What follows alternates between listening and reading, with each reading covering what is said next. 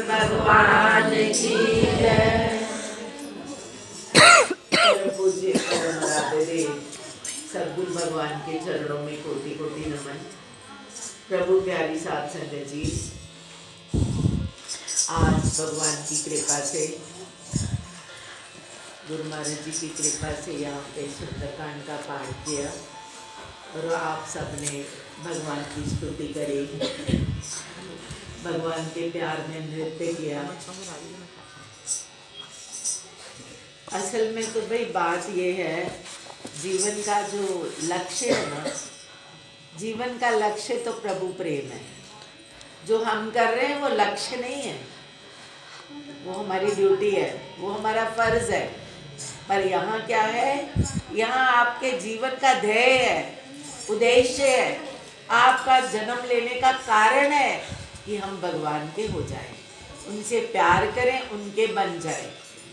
आप इतिहास पढ़ते हैं, आप बताइए किसी इतिहास में किसी दुनियादार बंदे का नाम आता है जिसने बहुत दौलत कमाई, जिसके बहुत बच्चे हुए, जिसका बहुत संपत्तियों का मालिक हुआ, उसका तो कहीं नाम नहीं है।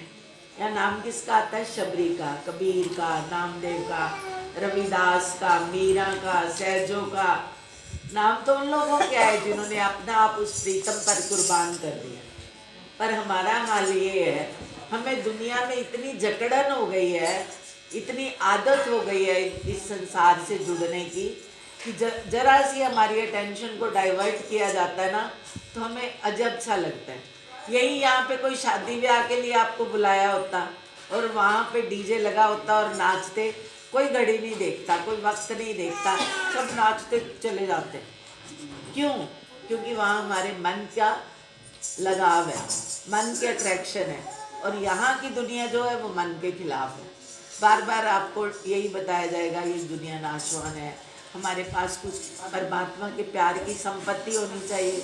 यहाँ की दौलतें तो हमारे साथ जाने वाली है नहीं, पर भगवान का प्यार, भगवान की भक्ति तो हमारे साथ जरूर जाएगी।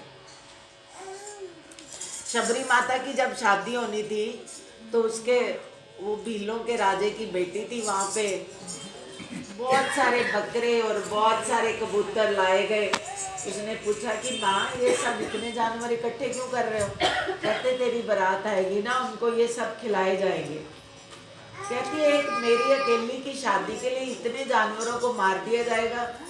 माँ बोली ये हमारे यहाँ रिवाज है। वो चुप करके बैठ गई और वो सोई नहीं लड़की, बारात तो कल आनी है।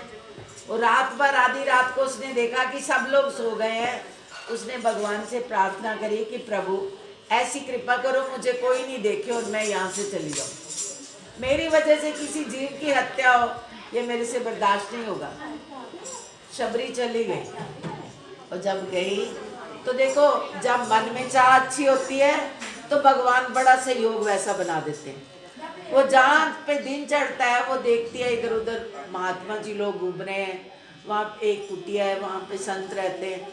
तो उसने पूछा कि यहाँ कौन रहते हैं? कि यहाँ बड़े महापुरुष रहते हैं, मतंग मुनि यहाँ रहते हैं। उसने सोचा बड़ी अच्छी जगह आ गई, अब मैं महात्माओं के दर्शन करूँगी, उनके प्रवचन सुनूंगी, उनकी सेवा करूँगी। पर मैं तो भील नहीं हूँ, भील जात की हूँ।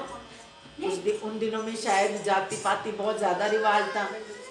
तो उसने सोचा मुझे तो कोई सेवा नहीं करने देगा।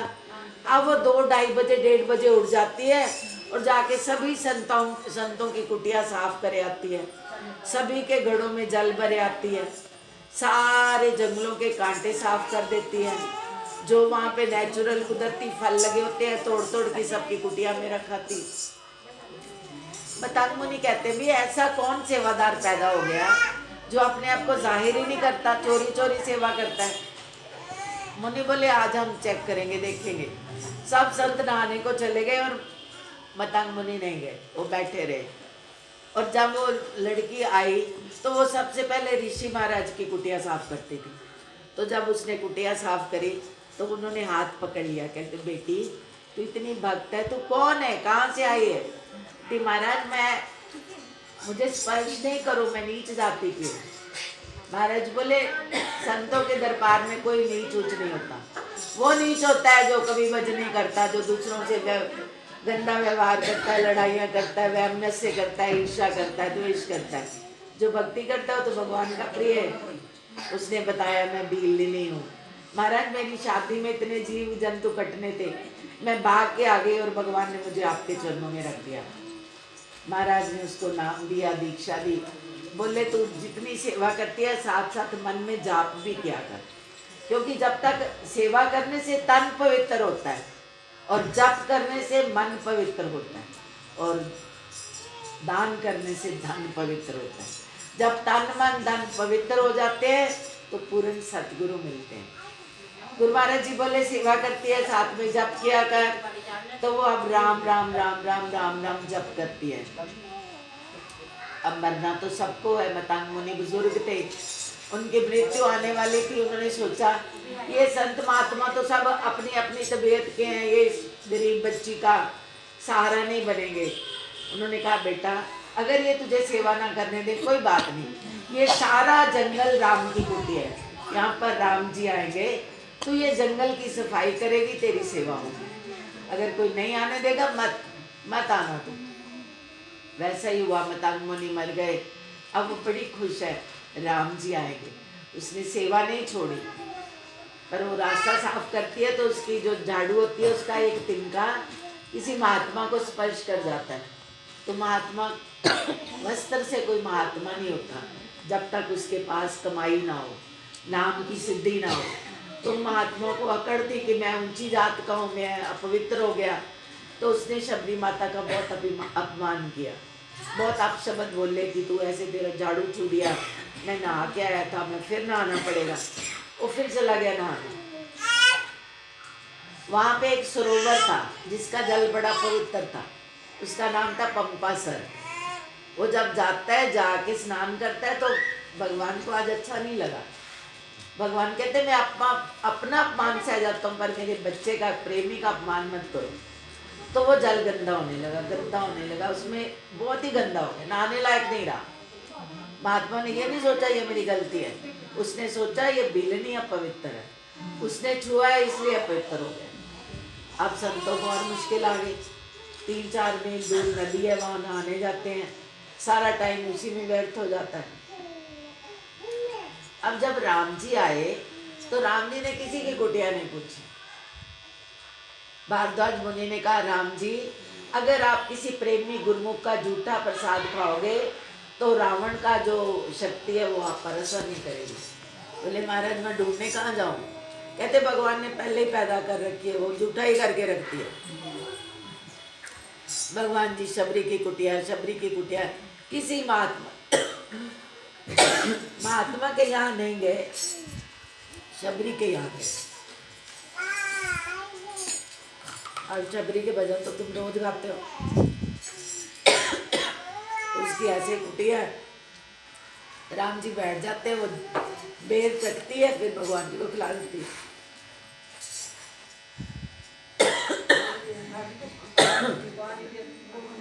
अब भगवान इतने खुश हो गए, भगवान ने शबरी के बेरों की तारीफ इंद्र लोक के पदार्थों से की है।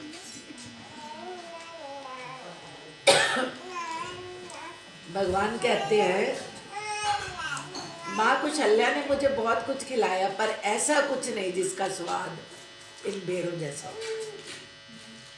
शायद कहते स्वर्ग में भी ऐसा कोई पदार्थ ना हो। खाए जा रहे, तारीफें करी जा रहे, शबरी की आंखों में आंसू आ रहे हैं। लक्ष्मण नहीं खाते। लक्ष्मण कहते राम जी तो बड़े ही बोले हैं, पता ही नहीं चलता। बताओ चंडालनी के झूठे बेर खाते जा रहे, उन्होंने वो पकड़ते गए और पीछे फेंकते गए, ऐसे करके एक भी नहीं खाता। राम अंतर्जामी से क्या छुपा है? बेटे गर्म पानी ले, गर्म पानी ले।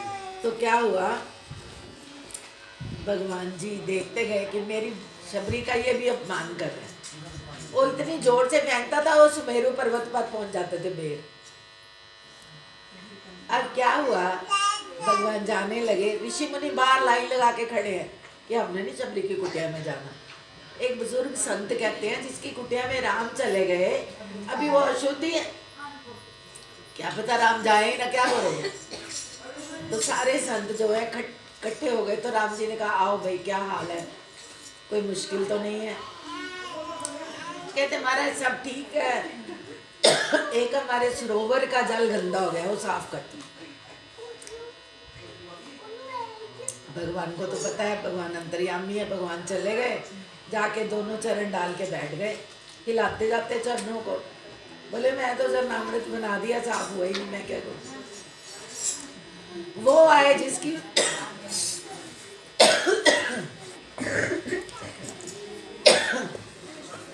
कहते वो आए जिसकी वजह से ये गंदा हुआ। अब वो महात्मा आए। महात्मा कहते महाराज मुझे माफी दे दो, मैंने आपकी भक्तिन का अपमान किया, मैंने इसको अपशब्द बोले हैं, मैंने इसका सत्कार नहीं किया। भगवान हंसने लगे। भगवान बोले फिर इसी को लाओ। शबरी पैर डालती है और पानी शुद्ध हो जाता है, साफ हो जाता है। भगवान का भक्त उससे बड़ा है। सारे प्रभु ने कहा कि तुम उसका कहते छूना नहीं, उसके पैरों का चरणामृत पीना। उसके बाद वो शबरी को आशीर्वाद देते हैं और पूछते तेरे को क्या चाहिए। कहती महाराज मैं आपको देखते देखते ये शरीर छोड़ दूं। भगवान खड़े रहे और शबरी ने योग अग्नि प्रकट करी। उसको तो किसी ने दाग भी नहीं देना था कि यह पवित्र है। उसने अपने सांसों को ऊपर चढ़ाया, राम की ध्वनि से योग अग्नि से उसका शरीर जल गया। भगवान ने उसकी अस्थियां जल प्रवाह करी और भगवान जो है अपनी यात्रा को आगे चल पड़े। तो ये राम का नाम इतना प्रसिद्ध क्यों है? राम ने शबरी को तार दिया, श्री कृष्ण ने सुदामा को तार दिया। किसी अमीर को नहीं तारा उन्होंने, उनको तारा जिनसे कोई बात भी नहीं करता था। तो भगवान का नाम जो है वो इतना पवित्र है।